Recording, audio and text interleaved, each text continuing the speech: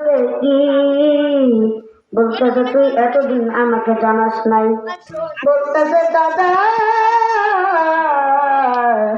আমি এতদিন মাদ্রাসায় ছিলাম। যারা সবাই বলেন সুবহানাল্লাহ।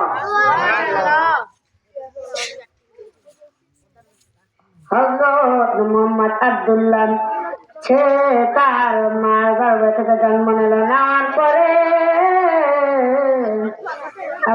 তার দাদা হযরত ইয়াকুব আলাইহিস সালাম তার যখন বড় হয়ে গেল আব্দুল্লাহ, তখন তার দাদা তাকে বিয়ে দেওয়ার জন্য প্রস্তুতি নিল। হযরত আমিনা রাদিয়াল্লাহু তাআলা আনহু তার সাথে বিয়ে ঠিক করল। আর হযরত ফাতিমা রাদিয়াল্লাহু তাআলা আনহু এসে হযরত আব্দুল্লাহকে তাকে বলছে আমাকে বিয়ে করেন। আব্দুল্লাহ বলছে না, আমার দাদা যার সাথে বিয়ে ঠিক করেছে আমি তার সাথে বিয়ে করব। বলেন কথা দিচ্ছি না বেশি। তারপরে কয়েক মাস কাটার পরে আব্দুল্লাহ রাদিয়াল্লাহু তাআলা আনহু ঢাকা দিয়ে যাচ্ছেন, আর সামনে হযরত ফাতিমা রাদিয়াল্লাহু তাআলা আনহুর সাথে দেখা। বলতেছে আব্দুল্লাহকে, বলতেছে আমার নাম কি মনে আছে? বলতেছে তোমার নাম তো মনে আছে, তোমার নাম ফাতিমা। বললো যে আমি সেদিনকে তোমাকে এই কারণে বলেছিলাম তোমার মাথাতে নূরের আলো ছিল, এখন আর সেই নূরের আলো নাই। এখন তুমি আমাকে কোটি কোটি টাকা দিয়ে আমাকে আর খারাপ বানাতে পারবে না। সবাই জোরে জোরে বলেন সুবহানাল্লাহ। হযরত আবু বকর রাদিয়াল্লাহু তাআলা আনহু এক দৃষ্টিতে মুয়াদ রাদিয়াল্লাহু তাআলা আনহু হযরত কাসেম রাদিয়াল্লাহু তাআলা আনহু বলেন, হযরত আবু বকর রাদিয়াল্লাহু তাআলা আনহু যখন কোনো মাসআলা আটকে যেতেন, তাকে প্রয়োজন মনে করতেন, তখন তিনি আহলুল জান এবং কালে ফিকদার ডাকতেন। মুজাহিদ আনসার দুই শ্রেণী হতে রাখতেন।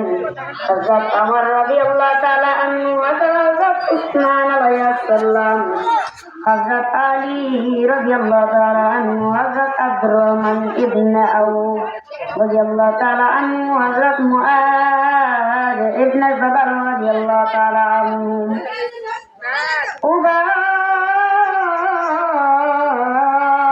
ইবনে কাব, হযরত যায়েদ ইবনে সাবিত রাদিয়াল্লাহু তাআলা আনহু ডাকছেন।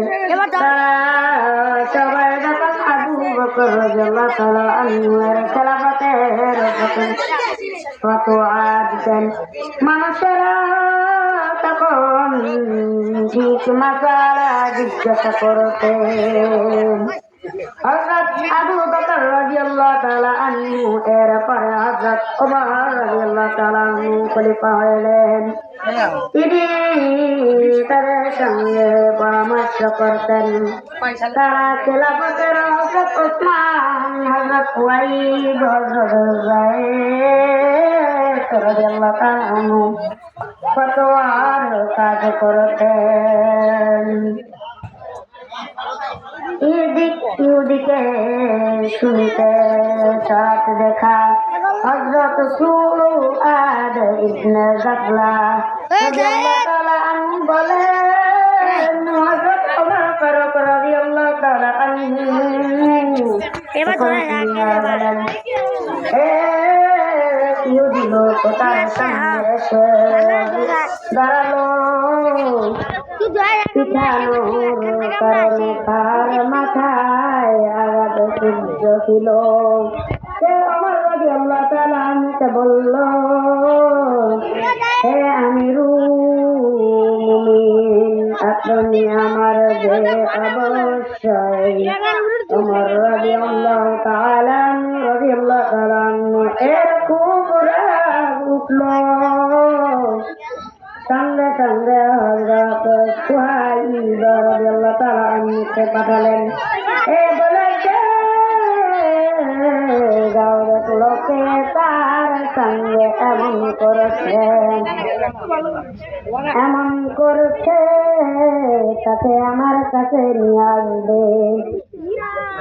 হযরত সুহাইব রাদিয়াল্লাহু তাআলা আনহু নির্দেশমত গিয়ে অনুসন্ধান করে জানতে পারলেন হযরত আউফ ইবনে মালিক আইজাবি রাদিয়াল্লাহু তাআলা আনহু এর সব কিছু করেছেন। সুহাইব রাদিয়াল্লাহু তাআলা আনহু তাকে বললেন, আমিরুল মুমিনিন, আপনার প্রতি রাগ করেছে। আপনি হযরত মুআয ইবনে জাবাল রাদিয়াল্লাহু তাআলা আনহু এর কাছে গিয়ে আপনার ব্যবহারের কথা বললেন, আপনার জন্য তার কাছে সুপারিশ করলেন। কারণ আমি আশঙ্কা করছি হযরত ওমর আপনাকে দেখার সঙ্গে সঙ্গে কোন শক্তি হুকুম